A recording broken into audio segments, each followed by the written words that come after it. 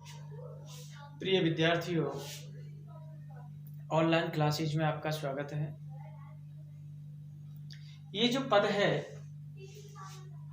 ये पद गजानन माधव मुक्ति बोध कवि द्वारा रचित है और इस पद का जो शीर्षक है, इस जो पद ये लिया गया है, ये जन जन का चेहरा एक शीर्षक कविता से उद्धृत किया गया है। इस पद में मानव सभ्यता की एकता को सूचित करने वाले तथ्यों पर प्रकाश डाला गया है। तो देखो, एक बार इस पद को हम पढ़ते हैं। एशिया के, यूरोप के, अमेरिका के, एशिया के, यूरोप के, अमेरिका के भिन्न भिन्न वास स्थान, एशिया के, यूरोप के, अमेरिका के भिन्न भिन्न वास स्थान भौगोलिक ऐतिहासिक बंधनों के बावजूद, भौगोलिक ऐतिहासिक बंधनों के बावजूद सभी ओर हिंदुस्तान, सभी ओर हिंदुस्तान, सभी ओर बहनें हैं, सभी ओर भाई हैं, सभी ओर बहनें हैं, सभी ओर भाई हैं, सभी ओर कन्हैया ने गाय चराई है, सभी ओर कन्हैया ने गाय चराई है।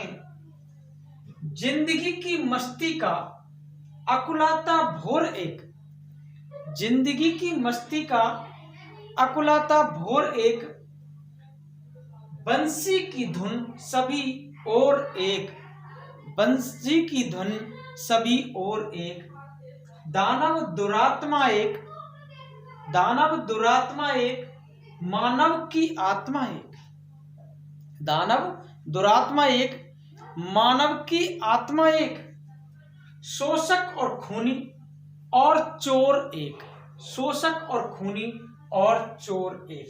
दुरात्मा कहते हैं जो बुरी आत्मा होती है, जो शत्रु लोग होते हैं, दुष्ट होते हैं, वो दुरात्मा कहलाती है। देखो, ये जो पद है, इसमें ऐसे कोई कठिन शब्दार्थ नहीं आए हैं, इसलिए मैं इसका भावार्थ करता हूं। देखो,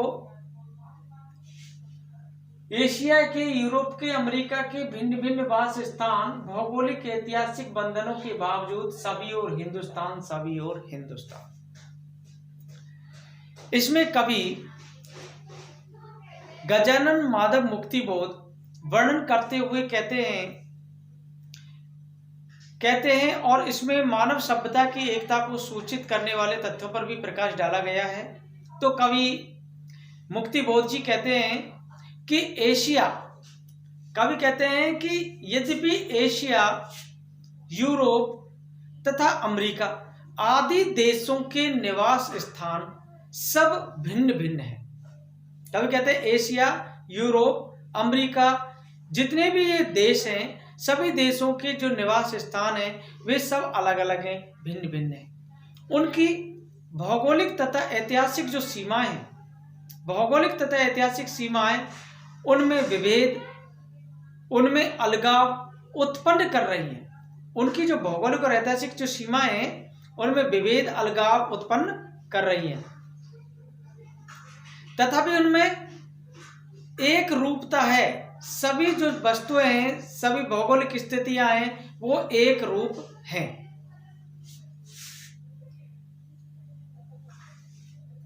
सभी और हिंदुस्तान, सभी और हिंदुस्तान।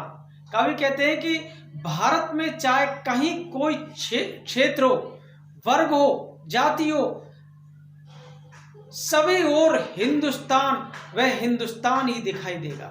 सभी और हिंदुस्तान है और हिंदुस्तान ही दिखाई देगा। सभी और बहनें हैं, सभी और भाई हैं, सभी और कन्हैया ने गाय चराई है। कवि कहते हैं कि यहां पर सभी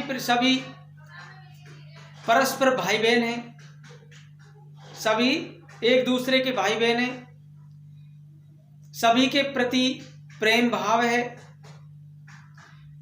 यहाँ का जो वातावरण है, उस वातावरण में सभी ने कृष्ण की तरह गाय चराई है,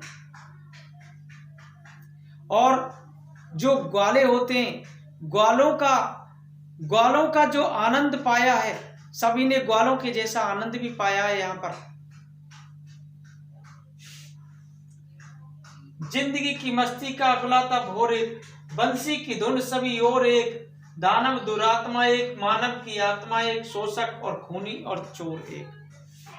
कवि कहते हैं कि मानव रूप में जो मनुष्य होता है, उस मनुष्य रूप में दानवों जैसा आचरण करने वाला जो बुरी आत्मा होती है, दानव जैसे आचरण करने वाली जो बुरी आत्मा होती है, वो बुरी आत्मा एक जैसी है, परंतु जो मानव की जो संवेदना रखने वाली जो आत्मा है, वह भी एक ही है।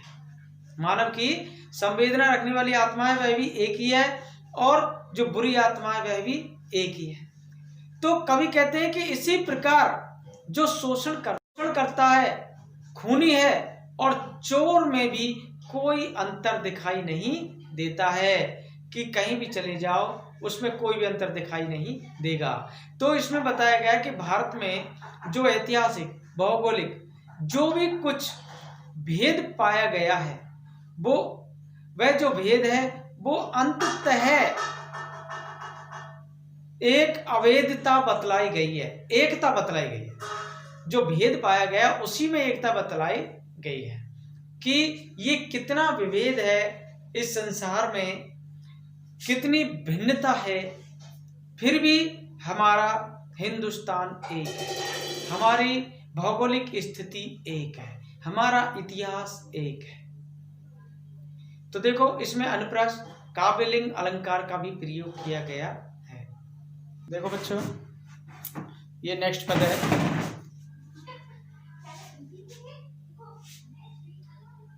ये जो नेक्स्ट पद है, इस पद को हम पढ़ करके सुनाते हैं, इसका क्या भावार्थ है। अभी जो मैंने पढ़ाया था पद, जन का चेहरा एक, उसी से लिया गया है, गजन माधव मुक्ति बोध से लिया गया है, उसी के द्वारा रचित है। तो देखो मैं इसको पढ़ता हूं, उस कविता को। जन के शीर्ष पर शोषण का खड़ग अति घोर एक, जन के शीर्ष पर शोषण का खड़ग अति घोर एक, दुनिया के हिस्सों में चारों ओर जन का युद्ध एक, दुनिया के हिस्सों में चारों ओर जन का युद्ध एक। मस्तक की महिमा वे अंतर की ऊष्मा, मस्तक की महिमा वे अंतर की ऊष्मा से उठती है ज्वाला अति क्रुद्ध एक, मस्तक की महिमा वे अंतर की ऊष्मा से उठती है ज्वाला अति क्रुद्ध एक, संग्राम का घोष एक, संग्राम का घोष एक, जीवन संतोष एक, संग्राम का घोष एक, जीवन संतोष एक, क्रांति का निर्माण का विजय का सेहरा एक, क्रांति का निर्माण का विजय का सेहरा एक, चाहे जिस देश प्रांत पुर का हो, चाहे जिस देश प्रांत पुर का हो, जन जन का चेहरा एक, जन जन का चेहरा एक। तो देखो ये जो पद है, इसमें कोई भी कठिन शब्दार्थ नहीं है। मैं इसका आपको डायरेक्ट भावार्थ करके सुना देता हूं कि ये जो पद है, जन जन के शीर्ष पर शोषण का खड़ग अति घोर एक, दुनिया के हिस्सों में चारों ओर जन जन का युद्ध एक। तो देखो ये जो पद्य है, ये पद मुक्ति बोध द्वारा रचित जन जन का चेहरा एक कविता शीर्षक से लिया गया, आप सभी को पता है।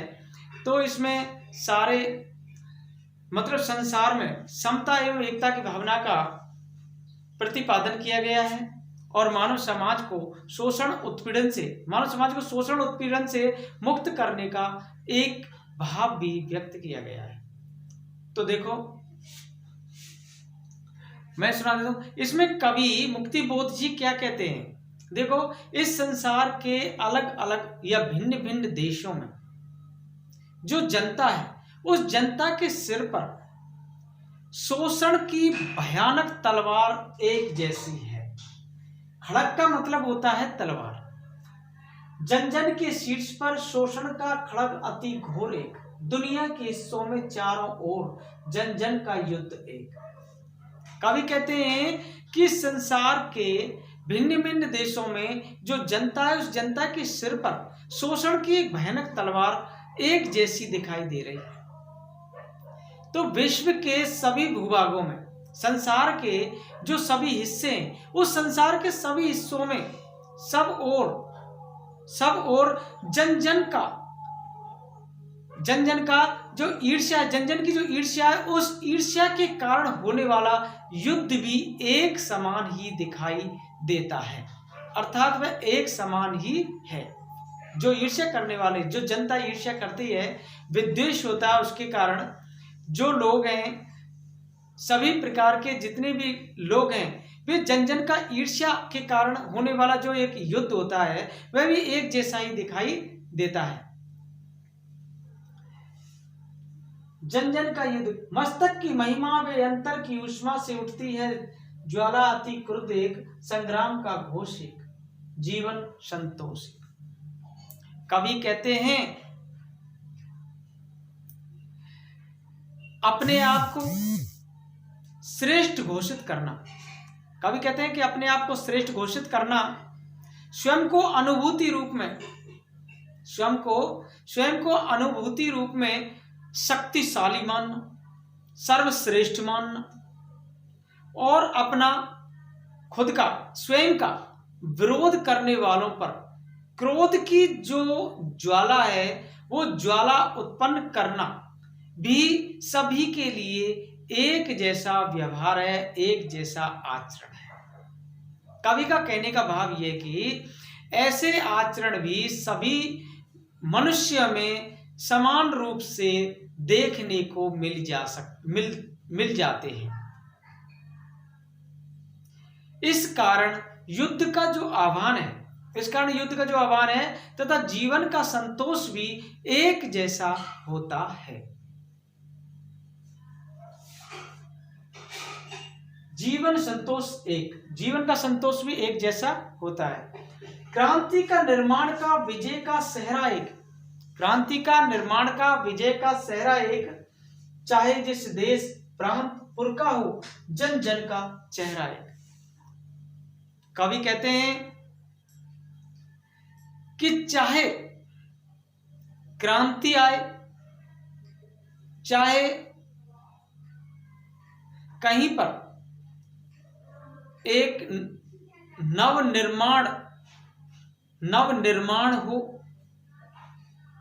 और चाहे एक दूसरे पर विजय की प्राप्ति करे,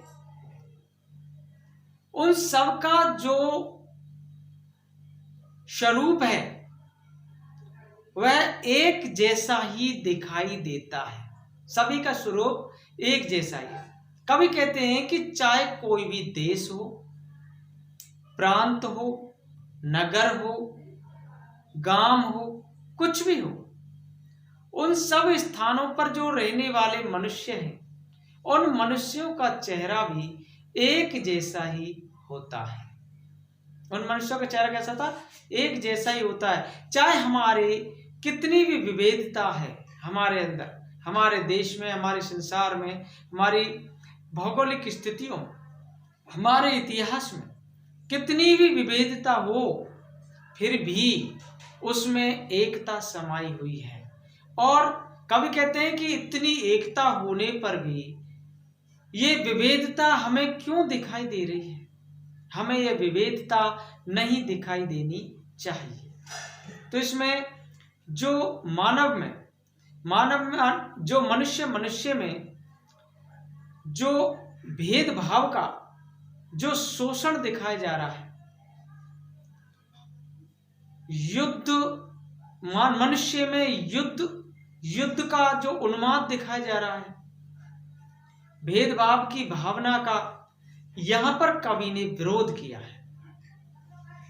देखो, इसमें वैसे भाषा कठिन नहीं है, भाषा बहुत ही सरल है, भावों के अनुरूप है, प्रतीकात्मक भी है। ये जो पद है ये बहुत ही सरल भाषा में लिखा गया है। कवि मुक्तिबोध ने ये जो पद है बहुत ही सरल भाषा में लिखा है। इसकी भाषा शैली बहुत ही सरल प्रभायमान है। धन्यवाद।